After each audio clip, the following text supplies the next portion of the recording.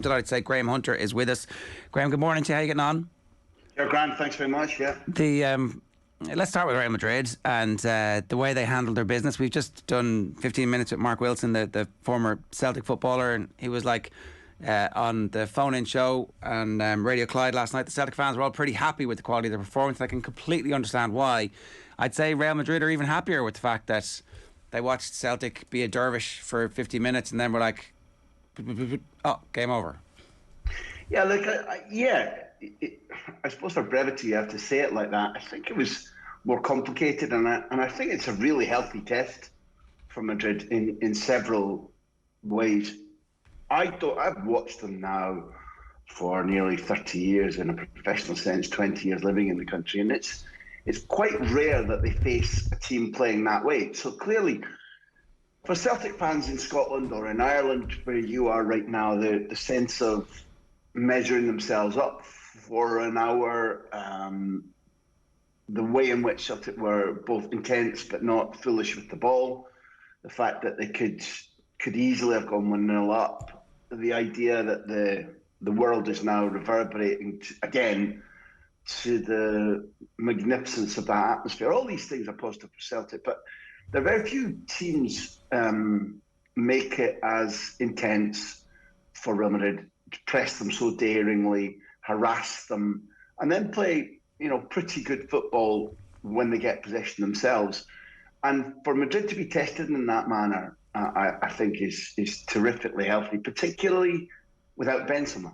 Benzema's impact in the game when he was on the pitch was minor, and although it's not the case that they never win without Benzema, they've become reliant on him in situations like last night at Parkhead, where either his will to win or his remarkable ability to invent clever movements or goals digs them out of a trench time and time again, not just last season against Chelsea, against Manchester City.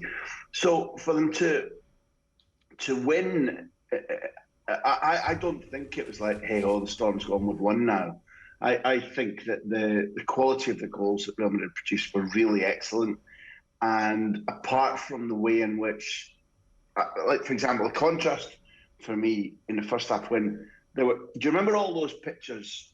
Kathleen, you and I haven't spoken very much, but Ger, you and I have, during the World Cup in 2010 or the Euros in 2012, where there were brilliant pictures of 6 or 7 players surrounding Iniesta and trying to take the ball off him. Well, it didn't quite get to that proportion, but there was often 2, 3 or 4 men encircling Vinicius in the first half from Celtic. And yet there never seemed to be a gap anywhere else, which is arithmetically and geometrically impossible, but Celtic pulled it off. So to contrast that with, and I was writing on the match, and I suggested during that period, how will they continue to do this? So to see Juranovic on his own when Valverde squares the ball in an almost exact replica of the goal at Saint-Denis that won the European Cup against Liverpool last May, that suggested that it was impossible to be as fantastically intense in defending as Celtic managed in the first half. Other than that, the goals were really clever, including Valverde's flick to play the 1-2 and then get the cross in was also extremely good. So Madrid were forced to produce extremely intelligent, technically admirable goals in order to win. And what's more, I don't know what you two or your listeners thought when Hazard came on, but I managed to see a full training session for Real Madrid in Helsinki, which we don't get to do. We get the 15 minutes exposure to warm up and stretching and jokes about who was last into training. But in Helsinki, we saw the full Buna, and Hazard looked excellent. He looked sharp, quick to turn, playing little 1-2s, finishing well. And yet, until last night, he hadn't made any impact on the season. When he comes on last night in what was a frenzy, your immediate question is, well, why is that, for example, not Mariano? Were there other ways in which you could reinforce the midfield, say, let's bring on Camavinga and put Vinicius at centre forward instead of Benzema? No. Ancelotti goes for Hazard. Post-match, Ancelotti explained it, which is also a great benefit to us because he tells the truth and he opens up. He said it was the perfect match for us because despite the pace of the game, perfect match for Hazard, excuse me, Chair, because the two Celtic centre-halves didn't come forward to press, and therefore we knew that there'd be little bits of space for him. And as soon as he caught the match tempo, he'd be, and of course he influenced very heavily the second goal. And I think that looking at things like that in the context of beyond the Champions League, whereby in the first match of this season, David Ancelotti begged his dad, put on Alaba now and tell Alaba to tell Kroos and Benzema they're not taking a free kick against Almeria. Ancelotti Senior agreed. On came Alaba. He told Kroos and Benzema to vacate the premises and leave the free kick to him. Immediate goal, first touch of the ball, 2-1 win against Espanyol the week before last. He brings on Rodrigo as a sub who crosses for Benzema to make it 2-1 and effectively win the game. At the weekend, he made changes whereby Valverde comes on and immediately crosses for Rodrigo for the 2-1 goal to win the game. Last night, Hazard's brought on in a situation where a lot of people would have thought this game's too fast for him, and he seriously influences it. So the Ancelotti legend, father and son, grows. Okay, that's interesting, because, you know, in football, there's been many cases of nepotism just being the thing that gets the idiot's child a job multiple times, international caps, what have you. You're saying this one's different. Are you mentioning the fact that my dad's worked off the ball for years now? 60 years. Where the idiot son comes in. Look, David Ancelotti's reputation, I think, has thrived at Napoli, at Bayern Munich. Whether he was at Everton long enough for people to have appreciated him properly there is something that I don't know enough about, but I do know about the way in which he was viewed when he began at Real Madrid the first time with Carlo Ancelotti, and how he's developed himself first in his class in his UEFA B licence, first in his class in his UEFA A licence. Somebody who has been able to become, in communicative terms, a bridge between dressing rooms and the coach, which isn't always the case with assistants, let alone the son of the manager. But the respect factor is very high because, like his father, he's intuitive about how to manage elite footballers, something he learned through experience from his dad and being around squads rather than from playing in elite football like Carlo did for Roma and AC Milan. And his analytical work in order to prepare defensive and offensive set plays has time and again convinced footballers at the clubs where he works, this guy knows his stuff. So his surname, apart from those who continue to meet him for the first time maybe and they have to learn, his surname has become irrelevant for those who work with him, because I wouldn't try to say in his own right he's going to go on and be as successful a coach as his father, because that's an unknown, that's an unmeasurable while he remains an assistant. But in his current role, it's round peg, round hole. Okay, fair enough. The point about Hazard, he did look like it was peak Hazard for the run for the build-up to the second goal, where there's like two tackles that are flying in around him and he just glides around them. Like, is he back fully and just in time for a World Cup? I think, Ger, the point to make for those who are cynical is that, you know, one swallow doesn't make a summer. One of the things I'd pick up on too is that when Tchouaméni wins the 50-50 tackle in midfield, again, winning 50-50 tackles in midfield is not necessarily a staple of Real Madrid, and one wondered without Casemiro how quickly they'd get on that bandwagon again. They did. Hazard's mental speed to see the way the ball's going to break before he skipped off and set up Modric's goal, I think, again, was a guy who was, you know, focused, who was intense, his brain was working sharp, which, however good a player you are, if you haven't played first-class football for months and months and months, it can be rusted and eroded.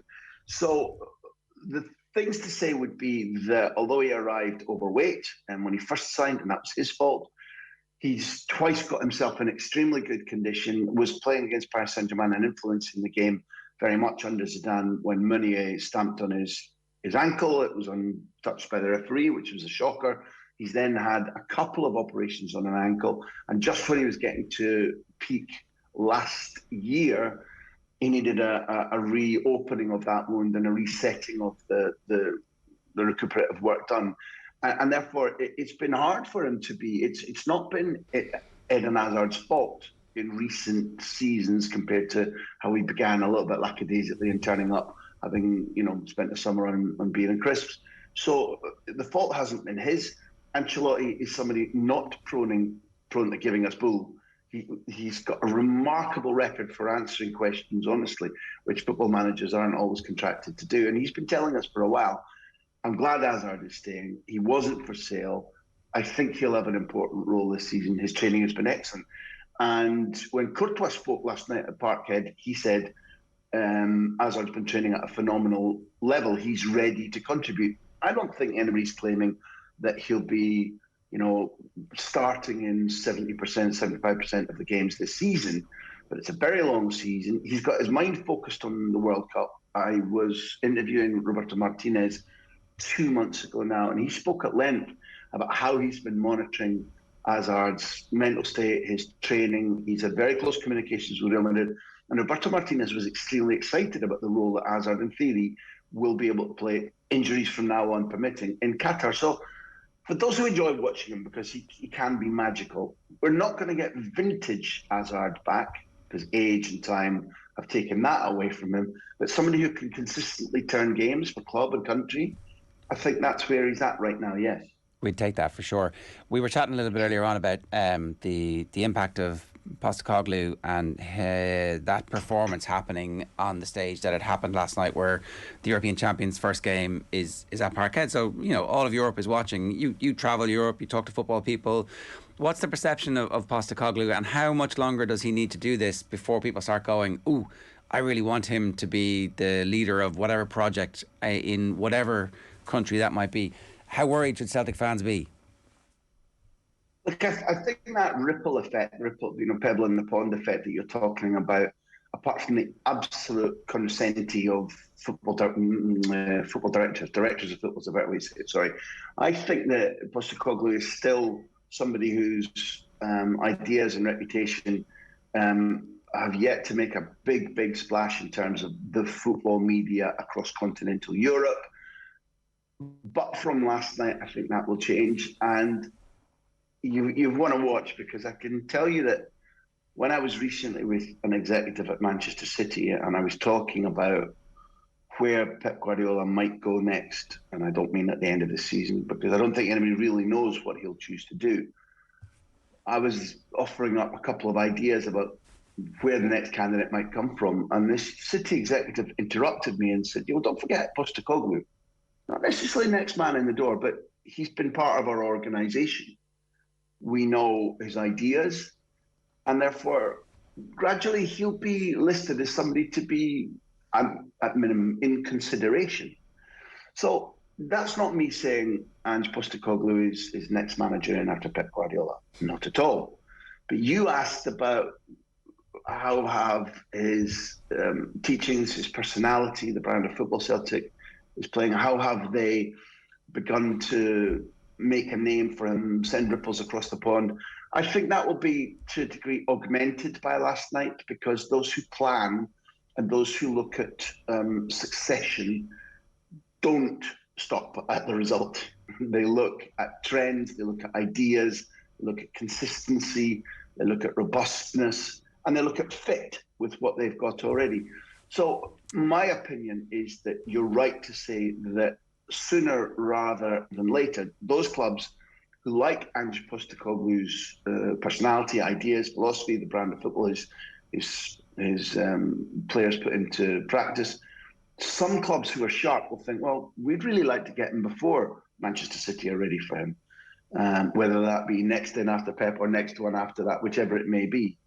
So I think that there'll be a market for him, at least in consideration, when big clubs start to scratch their head. Maybe not during this season, but it would surprise me if there's a vacancy in a progressive, successful continental club, maybe even England next summer, and Ange Postecoglou's name doesn't get on the table for serious consideration. Right, that's Celtic fans' worst nightmare. It's like, oh, we've discovered a genius, and then it's like the rest of the world discovers him too, and they're, But here's the thing: if City are already thinking and talking about him, maybe a couple of years in the Champions League with Celtic would actually be more beneficial to him to get the super gig, as opposed to taking a mid-tier Premier League team with all of the vagaries of the ownership that we know, like an Everton or a Villa or a Leicester or any of those teams, which hasn't always been a successful route for former recent Old Firm managers. Can I ask you about the Chelsea? I hear your pain, Ger. I hear your pain. Can I ask you about the Chelsea situation?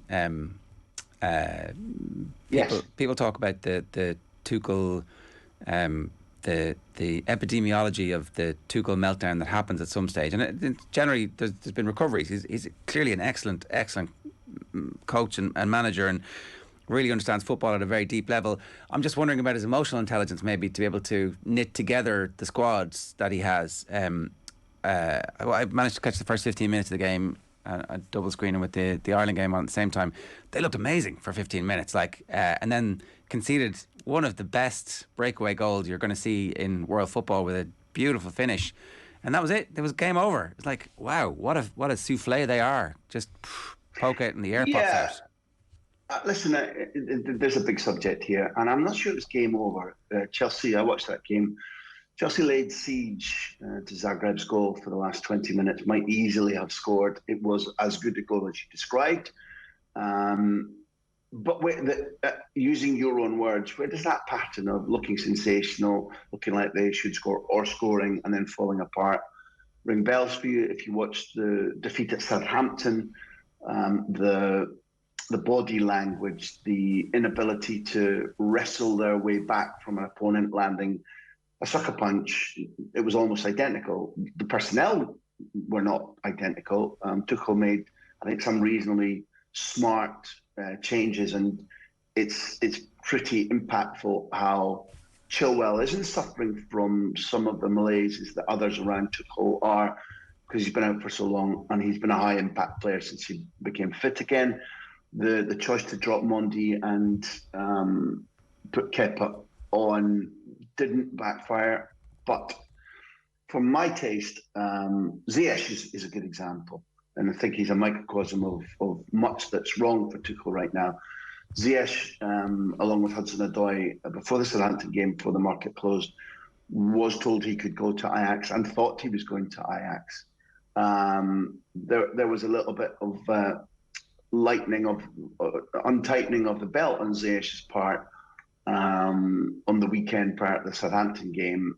Over the next couple of days, his training perhaps wasn't elite, and yet when the move broke down to Ajax, he was straight in the team at Southampton. Didn't play well last night, wasted a lot of good possession and took free kicks repeatedly, which were extremely poor. Now, that's something that a manager can back a talented footballer over and again, and when he comes right, people like us will say, look how clever that manager was to keep faith in this creative footballer. But when you've got a footballer who was nearly out the door, who just lessened his intensity a little bit, to speak euphemistically, and then plays repeatedly in a losing team, others around him, hard-nosed players around him, will be a bit miffed with the footballer, but much more so, it'll be corrosive about their relationship with the coach. And I think if you look at the body language last night in Croatia was not so bad. The body language from the moment that Southampton went ahead just before the break in the game before the West Ham win, which really shouldn't have been the goal that Frederick scored should have stood. They should really be honestly now defeat, draw, defeat. And there's a little niggle for the American owners that Tuchel seems so determined not to give Pulisic sufficient faith and sufficient starts. I don't know what's wrong between them. They worked together at Dortmund before Chelsea, and it should be a productive relationship, but at the moment it isn't. And that doesn't mean that because Pulisic and the owners share nationality, that it should be an automatic choice. That would be wrong.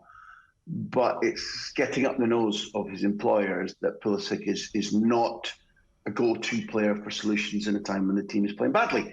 So I think Tuchel has some difficulties ahead of him. And beyond simply results being better, because he has a squad which is still strong and Aubameyang is in good nick, jaw and mask aside, beyond the results, there needs to be a better feel between Tuchel and his senior footballers, and better performances, better displays, whereby the owners think, yeah, our faith in Tuchel, when so many others were cleared out of the club, was correctly placed. Right now, in my humble opinion, they have doubts. Graham, with Tuchel, he said last night that he didn't see the result coming, that he was in the wrong movie. And it's kind of hard to look at the results that Chelsea have had over the last while. I think it's like the longest run they've ever gone under him, where they've conceded in every game. There was a stat last night that says 100 game. The first 50 matches, he only conceded 24. Second 50, they've conceded 53. He almost seems to be putting a lot of that pressure on the players, but is it fair to say that he should be looking at himself, especially at what you've said there? There always just seems to be an excuse with him as to why the team isn't performing when really they should, especially when you consider what they've done in the transfer window. Kathleen, that's a neat summary of what I've felt about Tuchel and what I've been trying to say about Tuchel whenever I've been asked on air since he joined. I do believe he's exceptional. I do believe that he's modern, dynamic. He's got an extremely bright mind in various languages, an extraordinary lexicon. I think he's a very impressive man. I think a Andreas flaw that runs through his career and through him is that, for example, when he's on the touchline and being histrionic and explosive, as we've seen throughout his career, not just in England, and which makes very good television, some of the things that I'm told are that substitutes on the bench are listening to him berating his players on the pitch and the terminology he uses, and often fall to thinking, well, when I'm on the pitch, is that what he's saying about me too? And again, I use the word corrosive because I think that Tuchel's intensity, and you used the phrase, I think, emotional intelligence, it's pretty unremitting. Take me or leave me, this is how I am.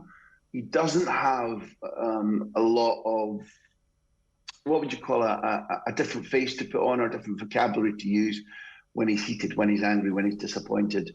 But then again, I need to be careful about our profession, because after the Southampton game, it felt like he hung the players out to dry because he said, we're too easy to beat.